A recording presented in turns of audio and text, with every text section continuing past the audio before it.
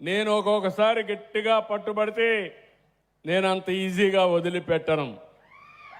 నేను ఒకటే మీకు చెప్తున్నాను, 1,13,00,000 మంది సైన్యం ఉండే ఏకైక వ్యవస్థ, 26,000 కోట్ల రూపాయలు కార్పస్ ఉండే ఏకైక వ్యవస్థ, అవసరమైతే 1,00,000 కోట్ల రూపాయలు అప్పు కావాలంటే క్యూ గట్టి మనకిచ్చే ఏకైక వ్యవస్థ ఈ డాక్రా మెప్మా సంఘాలు.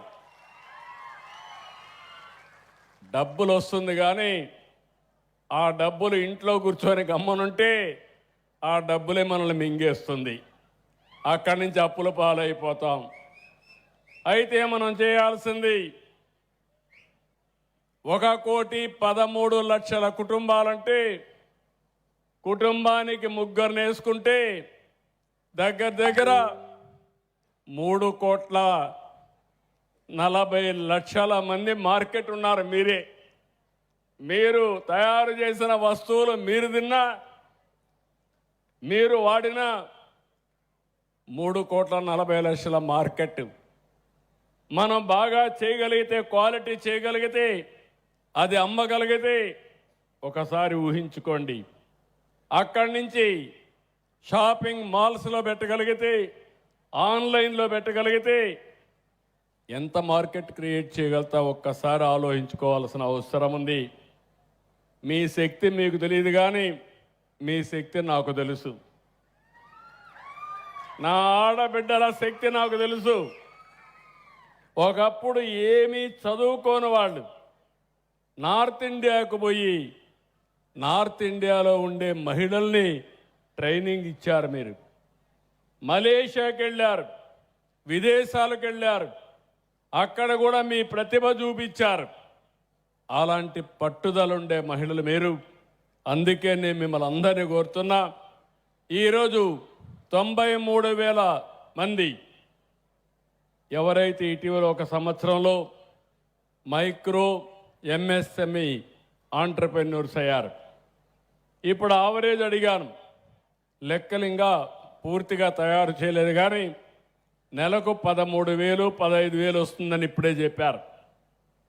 నాకు కావాల్సిన నిర్దిష్టమైన లెక్కలు కావాలి. ఒక కంపెనీ పెడితే తూతుగా సుమారుగా మాట్లాడితే లాభం లేదు. మిమ్మల్ని అందరూ కూడా ఆన్లైన్లో పెట్టగలుగుతారు. మిమ్మల్ని సూపర్వైజ్ చేసే స్టాఫ్ కూడా ఉన్నారు. ఇవన్నీ ఉపయోగించుకుందాం. మార్చిలో మళ్ళా ఒకసారి మిమ్మల్ని అందరినీ కలుస్తా, 1 సంవత్సరం యొక్క పనితనాన్ని పరీక్షిస్తా, సమీక్షిస్తా, మళ్ళా 1 సంవత్సరానికి ప్రోగ్రామ్ ఇస్తా. నేను ఒకటే మిమ్మల్ని గుర్తుపెట్టుకోండి, మళ్ళీ మిమ్మల్ని అందరినీ సమర్థవంతమైన ఆంటర్ప్రెన్యూర్స్గా తయారు చేసే వరకు 1 ఫ్యామిలీ 1 ఆంటర్ప్రెన్యూర్ అంటే దాంట్లో 70% మా ఆడబిడ్డలే పారిశ్రామికవేత్తలు కావాలి. సిద్ధమా అని మిమ్మల్ని అడుగుతున్నా, నమ్మకమా అని మిమ్మల్ని అడుగుతున్నా. నమ్మకం అయితే చేతులు పైకెత్తండి. ఎస్, ఆ కాన్ఫిడెన్స్ కావాలి. మగవాళ్ళు చేతులు పైకెత్తలేదు, వాళ్ళకి అర్థమైపోయింది మేము పోటీ పడలేమని. అడగలేదు, అది కూడా ఉండొచ్చు.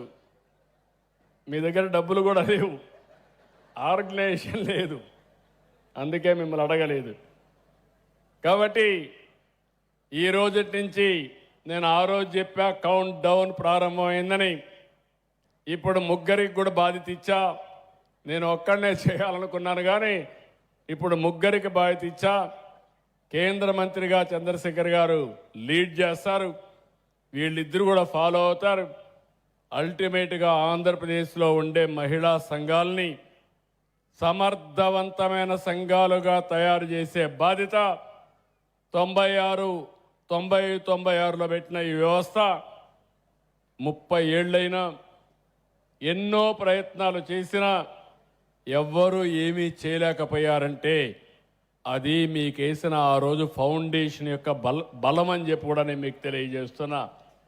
ఈరోజు మీ అందరికీ మీరు చూస్తే మొన్నే తల్లికి వందనం ఇచ్చాం.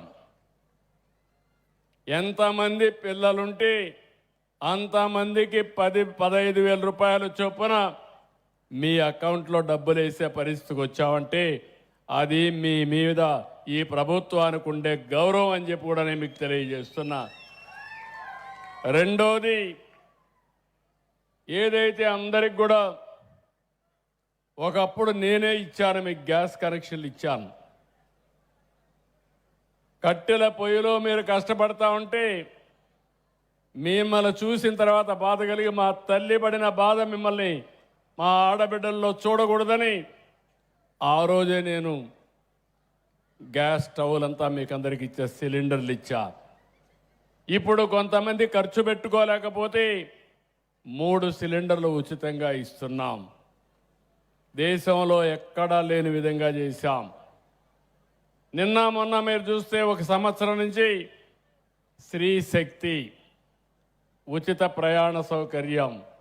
ఈరోజు ఇక్కడ వచ్చిన ఆడబిడ్డలందరూ దర్జాగా ఫ్రీగా ఆర్టీసీ బస్ ఎక్కి ఇక్కడికి రాగలిగారు. మీరు ఎక్కడికి పోవాలన్నా ఫ్రీగా తిరిగే స్వేచ్ఛ మీకు వచ్చింది.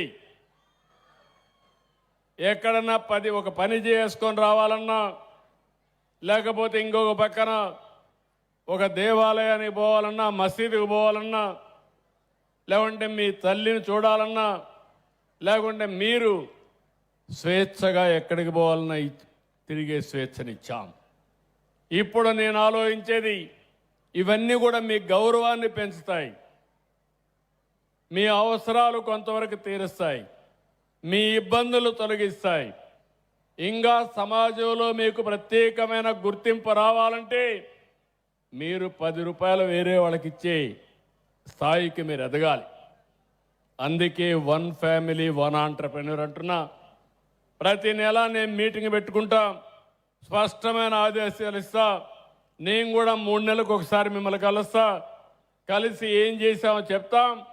అల్టిమేట్గా మీరు గుర్తుపెట్టుకోవాల్సింది, ఏదైనా సాధ్యమే. ఒకప్పుడు మన దగ్గర సెల్ ఫోన్ లేదు, ఇప్పుడు సెల్ ఫోన్లు మామూలు అయిపోయినాయి. ఉన్నాయా లేదు సెల్ ఫోన్లు అందరికీ? సెల్ ఫోన్ ఉండేవాళ్ళు చేలు పైకి ఎత్తండి, సెల్ ఫోన్లు చూపేయండి. అందరికీ సెల్ ఫోన్లు ఉన్నాయి. ఇప్పుడు నేను కూడా ముందు మారికి కాకుండా అన్ని పనులు ఆన్లైన్లో చేసేస్తున్నా. మీరు ఏ ఆఫీసుకు పోయే పని లేదు. మన మిత్ర ఒక్కసారి కొట్టి మీకు ఏం కావాలని చెప్తే మీ పనులన్నీ అయిపోతాయి. బస్ స్టేషన్లో బస్ టికెట్ బుక్ చేసుకోవాలన్నా ఇప్పుడు మీకు అది కూడా అవసరం లేదు. నేరుగా బస్ ఎక్కి దర్జాగా వెళ్ళిపోవచ్చు. ఎక్కడికి పోవాలన్నా, ఎక్కడ ఏ పని కావాలన్నా దర్జాగా అన్నీ కూడా ఆన్లైన్లో అయిపోయే పరిస్థితి వస్తూ ఉంది. రాబోయే రోజుల్లో డాక్రా సంఘాలు వ్యాపారాలు చేయాలంటే మీరు